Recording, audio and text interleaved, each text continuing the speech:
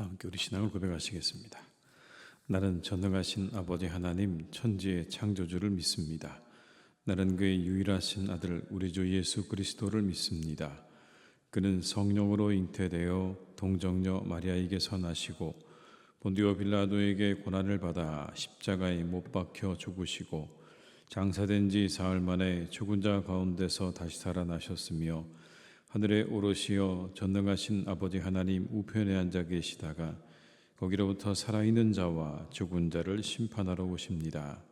나는 성령을 믿으며 거룩한 공교회와 성도의 교제와 죄를 용서받는 것과 몸의 부활과 영생을 믿습니다. 아멘.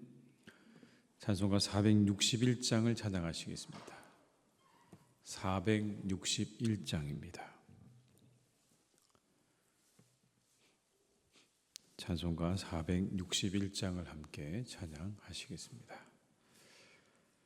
십자가를 질 수 있나 주가 물어보실 때 죽기까지 따르오리 성도 대답하였다.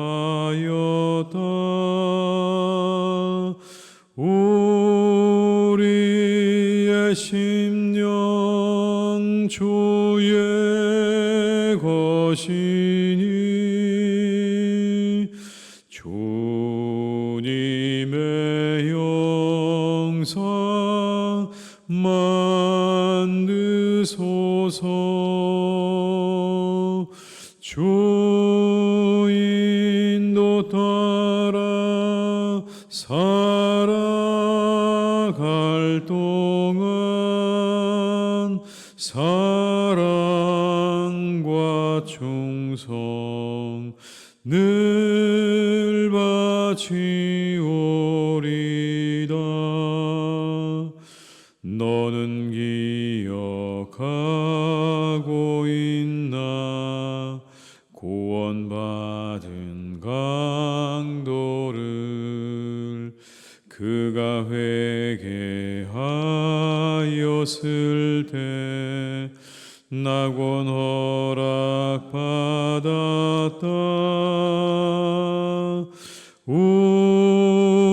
우리의 심령 주의 것이니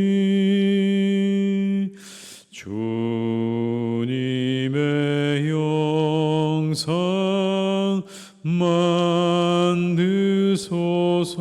만드소서. 주 인도 따라 살아갈 동안 사랑과 충성 늘 바치오리다. 걱정 근심 어두운 그늘 너를 둘러 덮을 때 주께 내 영 맡기겠나.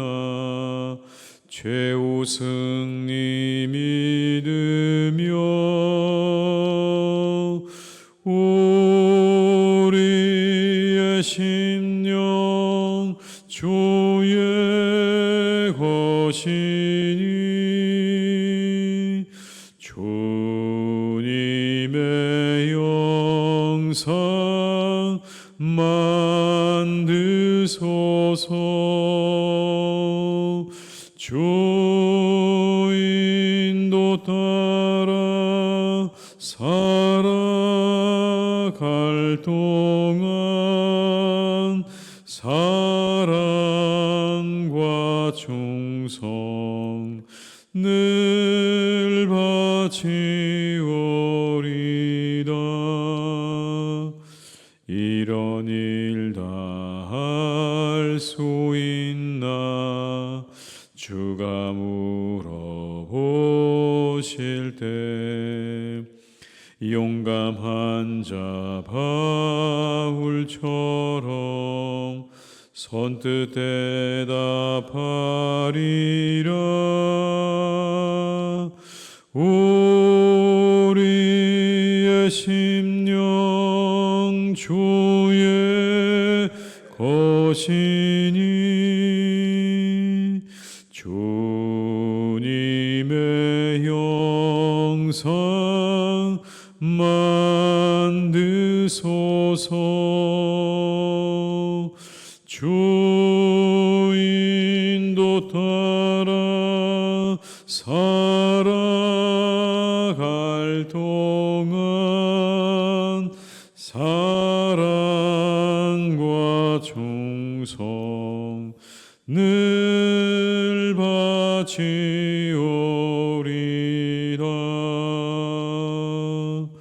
아멘.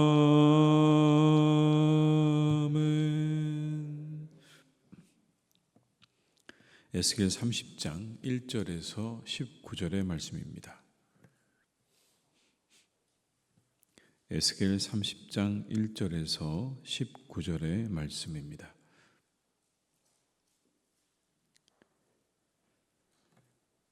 에스겔 30장 1절에서 19절의 말씀을 함께 봉독하시겠습니다. 또 여호와의 말씀이 내게 임하여 이르시되 인자여 너는 예언하여 이르라. 주 여호와께서 이와 같이 말씀하시되 너희는 통곡하며 이르기를 슬프다 이 날이여 하라. 그 날이 가깝도다. 여호와의 날이 가깝도다. 구름의 날일 것이요 여러 나라들의 때이리로다. 애굽의 칼이 임할 것이라.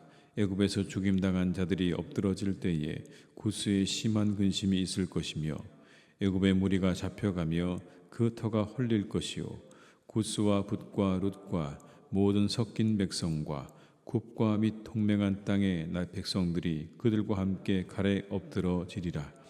여호와께서 이같이 말씀하셨느니라.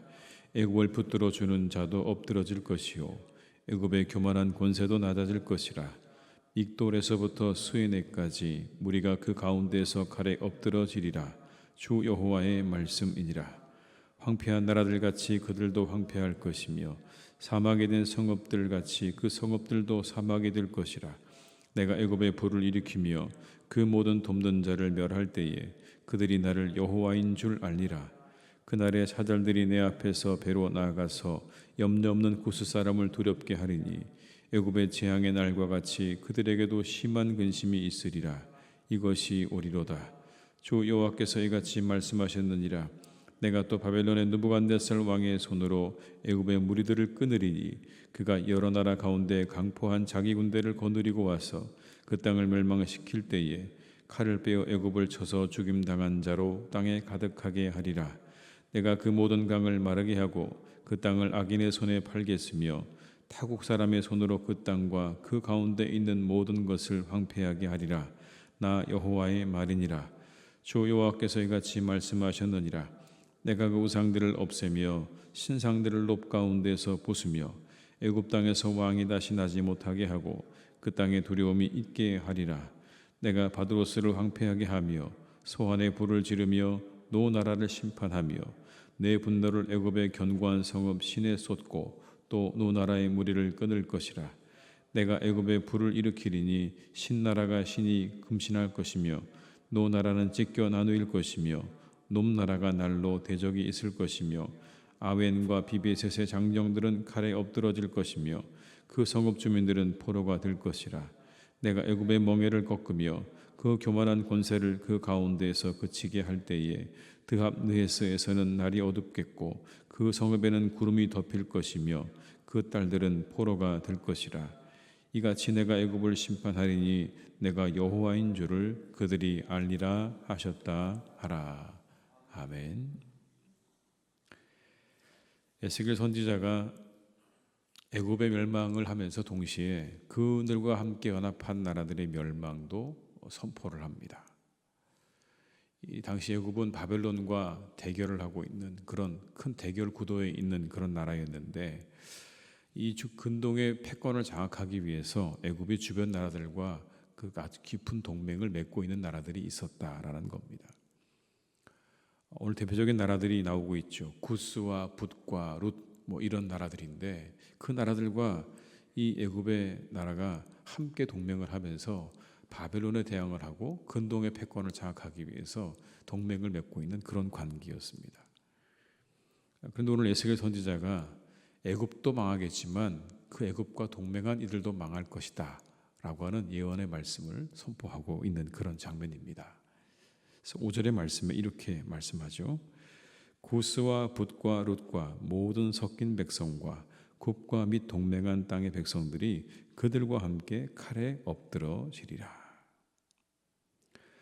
굽과 및 동맹한 땅의 백성들이 그들과 함께 칼에 엎드러질 것이다.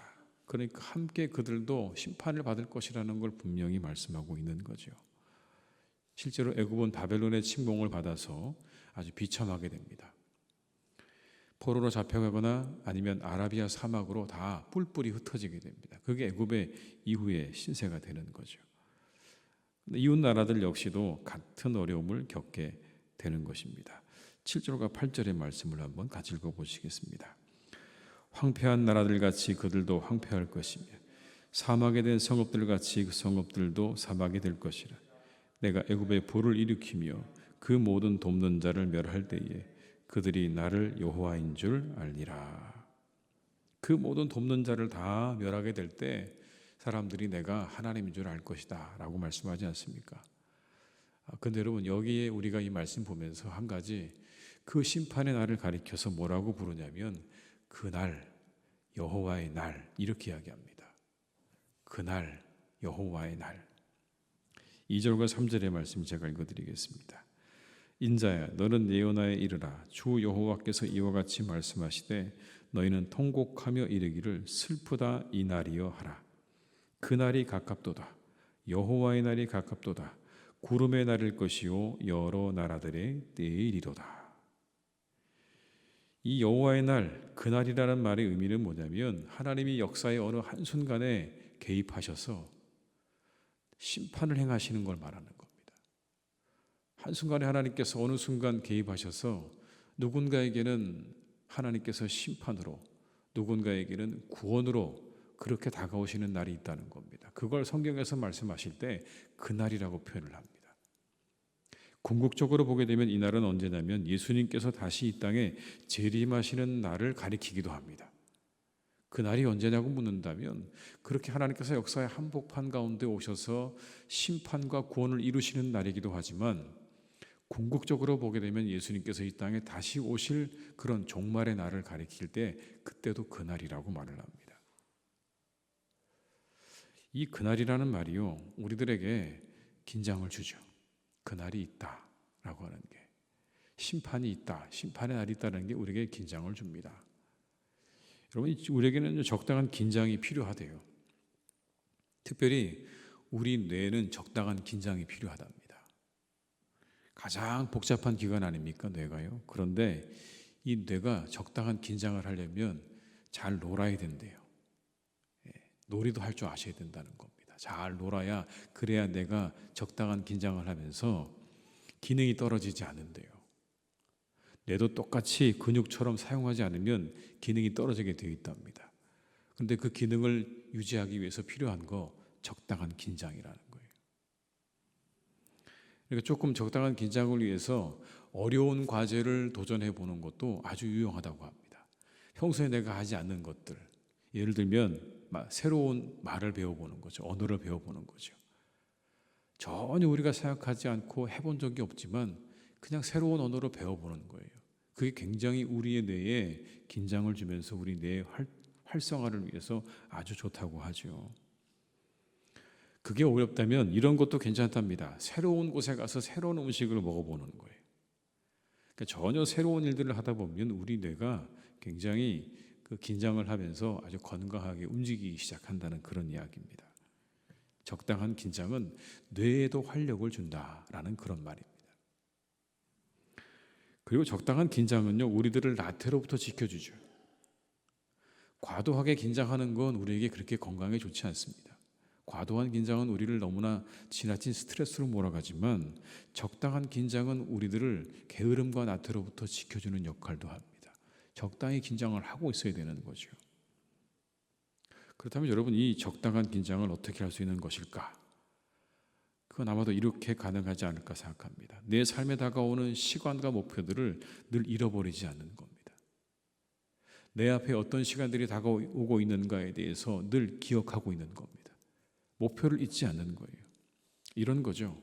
학생이 다가오고 있는 시험을 늘 마음 가운데 염두에 두고 있는 겁니다.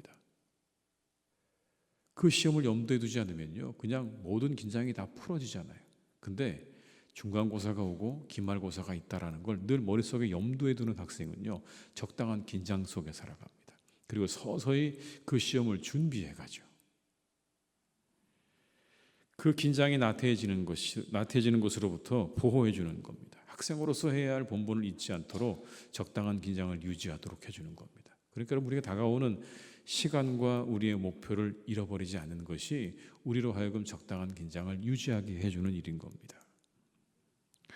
그렇다면 우리가 신앙적인 긴장을 유지할 수 있는 길도 있겠죠. 그건 바로 그날을 잊지 않는 겁니다. 그날, 오늘 말씀에 나오는 그날, 여호와의 날을 잊지 않는 거예요. 종말론적인 신앙을 가지는 겁니다. 물론 지나치게 종말론을 강조하다 보면 현실에 대한 감각과 생각에 이상이 오기도 합니다. 그래서 현실을 완전히 부정하거나 무의미하게 생각하게도 됩니다. 너무 지나친 종말론도 문제가 있어요. 그래서 데살로니가 후서 3장 11절 12절에 보면 이런 말씀이 나옵니다. 그런데 우리가 들으니 여러분 가운데는 무절제하게 살면서 일은 하지 않고 일만 만드는 사람이 덜어 있다고 합니다. 이런 사람들에게 우리는 주 예수 그리스도 안에서 명하고 또 권합니다. 조용히 일해서 자기가 먹을 것을 벌어서 먹도록 하십시오. 이게 무슨 이야기냐면 예수님께서 곧 오실 거라고 하는 종말론적인 그런 분위기가 가득했던 초대교회 때 어떤 사람들은요, 일을 하지 않았다는 거예요. 곧 오실 텐데 무슨 일을 하냐라고 하면서 다른 사람들이 가져다 주는 걸 그냥 그걸로 먹고 사는 거예요. 그러니까 권면하는 겁니다. 뭐라고요? 조용히 일해서 벌어서 먹고 살게 하라라고 하는 게 권면이었습니다. 종말에 대한 바른 신앙이 아니죠. 게으르게 일하지 않고 사는 사람들, 아무 일도 하지 않고 주님 오시기만을 기다리는 거 말씀하지 않으셨어요. 예수님께서도 말씀하셨습니다. 그날을 말씀하셨어요, 여러분. 오늘도 그날이 나오지만 예수님도 그날을 말씀하셨습니다. 이렇게 말씀합니다. 인자가 나타나는 날에도 이러하리라. 예수님께서 말씀하신 그날이에요. 인자가 나타나는 그날에도 이러하리라. 그런데 여러분, 그 인자가 나타나는 날에 대해서 예수님께서 어떻게 설명하셨냐면 이렇게 설명합니다. 그날에 만일 사람이 지붕 위에 있고 그의 세간이 그 집에 있으면 그것을 가지러 내려가지 말 것이요 밭에 있는 자도 그와 같이 뒤로 돌이키지 말 것이니라. 두 여자가 함께 맷돌을 갈고 있음에 하나는 데려감을 얻고 하나는 버려둠을 당할 것이니라. 예수님께서 말씀하고 계시는 그날의 묘사를 보게 되면 사람들이 모든 걸 다 내려놓고 주님만 기다리다가 맞이하는 게 아닙니다. 각자 자기들이 해야 할 일을 하고 있을 때 주님이 오시는 거예요. 이 말씀이 무슨 말씀입니까? 종말의 때까지 우리가 해야 할 일에 그 손을 놓지 말라는 말씀이기도 한 거예요. 부지런히 그 일을 해야 되는 겁니다. 그러다 주님 오시면 맞이하는 거죠. 근데 곧 오실 테니까 우리가 하늘만 바라보고 그렇게 지내는 거, 그거 주님께서 원하시지 않는 겁니다. 주님이 오시는 날까지 두 손을 부지런히 움직여야 합니다. 그러면서 이와 같은 일들을 하라라고 하는 말씀이 나옵니다. 여러분, 성경에 또 그날이 나옵니다. 한번 찾아보면 좋겠습니다. 히브리서 10장 23절로 25절의 말씀인데요. 신약 성경 363쪽입니다. 히브리서 10장 23절로 25절의 말씀. 363쪽입니다. 신약 성경 363쪽에 있는 히브리서 10장 23절에서 25절의 말씀. 363쪽. 저희 한번 같이 읽어보시겠습니다.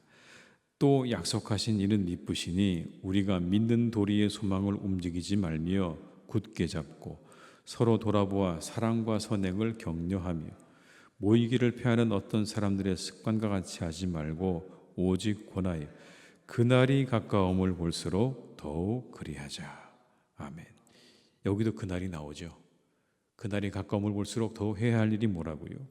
믿는 도리의 소망을 굳게 붙잡는, 우리의 믿음에 가야 할 이 길을 우리가 벗어나지 않고 그 길을 잘 걸어가는 거라고. 서로 돌아보아서 사랑과 선행을 격려하고, 모이기를 피하는 사람들의 어떤 습관을 따라서 그렇게 가지 말고 함께 모여서 예배하고 기도하는 그 일에 힘써야 한다고 우리에게 말씀하고 있는 겁니다. 이게 그날을 생각하며 살아가는 사람들이 해야 할 일들이고 살아야 할 삶이다 라고 말씀합니다. 우리에게도 그날이 다가오는 줄 믿습니다. 이 신약 성경을 받아들였던 사람들보다 우리는 훨씬 더 그날에 가까운 사람들입니다. 적어도 2000년의 시간이 흘러서 이제는 더 주님이 오실 날이 가까워오고 있는 것이죠. 여러분, 이런 말씀을 드리면 우리가 혹시나 마음 가운데 겁을 주려고 하는 건 아닌가라고 생각하지만 절대 그렇지 않습니다. 성경이 말씀하고 있는 걸 말씀드리는 것뿐입니다.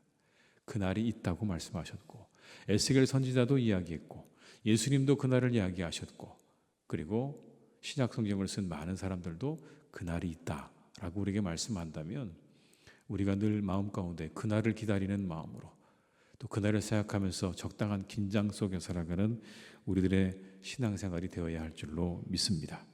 이 하루도 종말의 신앙 속에서 우리가 하나님을 기쁘시게 해드리는 복된 날이 되시기를 주님의 이름으로 축원합니다. 기도하시겠습니다. 아버지 하나님,